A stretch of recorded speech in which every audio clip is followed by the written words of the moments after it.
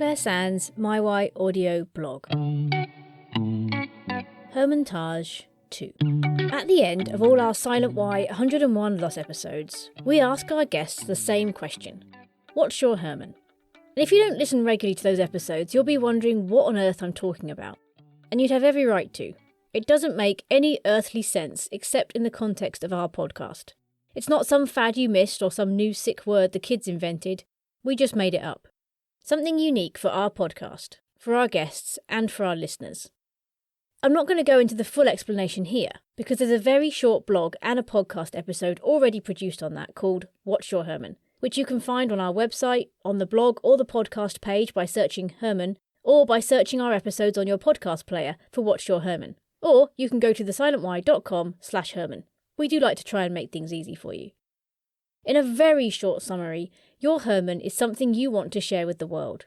It's something you've nurtured, dwelt on, considered and clung to, and is something you want to pass on to others.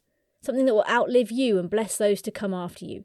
It might be something you've learnt, read, seen, heard, said or experienced. It could be anything. The name Herman was taken from the friendship cake, as you'll hear in the Herman podcast episode. But it actually means soldier or army. So on our mission of trying to find 101 different losses, we've reached the mid-30s, and our army of Hermans is growing nicely. Every time Chris and I do a summary episode of the previous 10 losses, we play all the Hermans together, and it's become known as the Hermontage. 5 months ago, I did a blog called Hermontage, where I played a load of the Hermans for you, to listen to and hopefully encourage you. And as we've had a load more since then, I thought I'd share another bunch with you now. I read a couple of quotes recently from Richard Stallman, an American free software movement activist and programmer, and he said this: "Sharing knowledge is the most fundamental act of friendship, because it is a way you can give something without losing something." He also said, "Sharing is good, and with digital technology, sharing is easy. Sharing is caring," as I often heard my auntie Anthea saying as I was growing up. And Richard is right. With all the flaws of digital technology, the one thing it's made very easy is sharing. Sharing good things, positive stories, hope and encouragement is easier than ever. You can even do it from the toilet. Although my grandma would have thought that a very vulgar thing to say. But it's true. Weird, but true. Antonio Porcia said, "I know what I have given you. I do not know what you have received." All we can do is give what we have.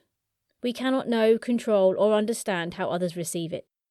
Many a time on the podcast, I've heard people say they were given advice or words in the moment of their deepest grief that they did not want to hear, or were even hurt by, only to find years later they were true, helpful, or even healing at a later date. John Boyle O'Reilly said, "The right word, fitly spoken, is a precious rarity."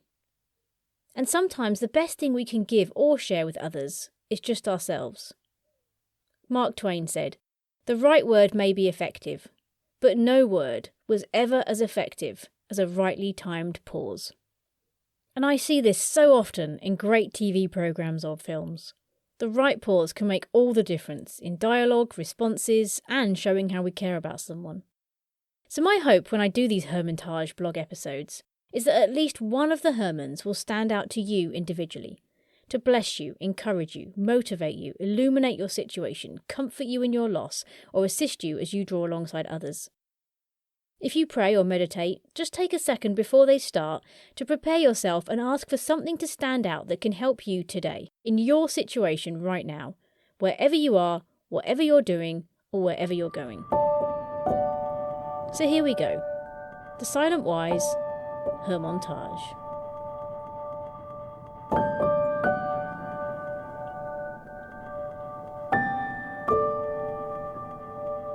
My Herman is courage. I am not a courageous person. And in Rob's death, I've been forced to face the thing that I feared the most. And so the thing over time that I've realized I needed to nurture if I was to live again was courage. It's something that I'm proud to say is thriving now. I'm not as bold as I hope to be someday or brave as I think I could be, but it's something that's growing inside of me, and I'm grateful for it. Well, from my point of view, it is being involved in a campaign to try and make things safer, put public safety ahead of people's personal interest. I feel that if I and others hadn't decided to do this, that things would have got worse in terms of gun violence in this country.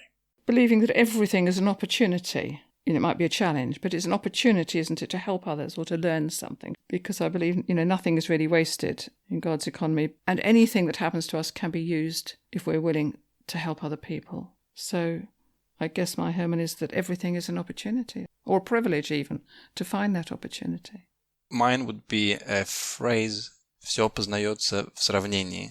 And the literal translation is everything is discovered or understood in comparison or in relation to other things. Whatever condition you're in, there are many people who have it worse and many people who have it much better than you. There is a spectrum there, so it definitely has helped me through harder times. Yes, we've lost something here, but compared to families who've also lost this and have additional issues, we're in a better state.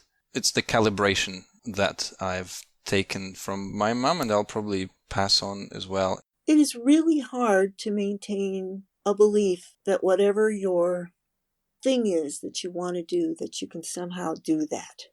How many people give up on their dreams? That requires risk, and it requires attention and nurturing.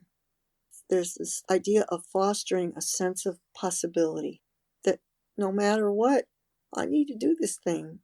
Just to always have a presence in the idea that it can happen. It's hope, because if you don't have hope, then you're going to wither away, linked with faith and love, but also a sense of humour and to be able to laugh. And I've also put down here, live. Carry on living, get out there, live and dance. Ultimately, you have to let go. It doesn't mean it won't still hurt. But if you don't let go of the pain and the guilt and the regret and the frustration and the annoyance of the situation, I think it has the possibility to just eat you alive and dominate you. And nothing is worth that. It is hard, but you have to keep letting go, and it might be over and over again, and you have to keep doing it. You have to keep making that decision to let go of the bad stuff and remember the good. I think for me, it's a sense of optimism. Like I don't, just give people platitudes, but I really am an optimist and believe that we can learn and we can be better and we can increase our intentional drives. As long as we can think that tomorrow's going to be a better day, I can run further, I can go harder, I can be better. It's a genuine sense of optimism.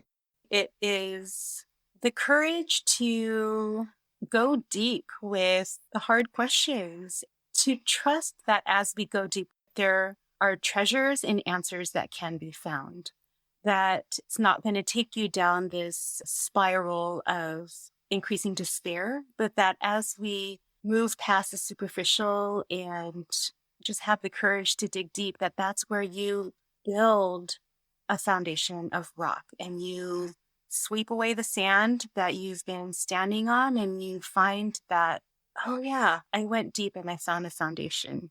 Then when storms come, there's a different kind of steadfastness and peace that can be found, even when it's still a storm. The storm is very real still, but there's a foundation that you have.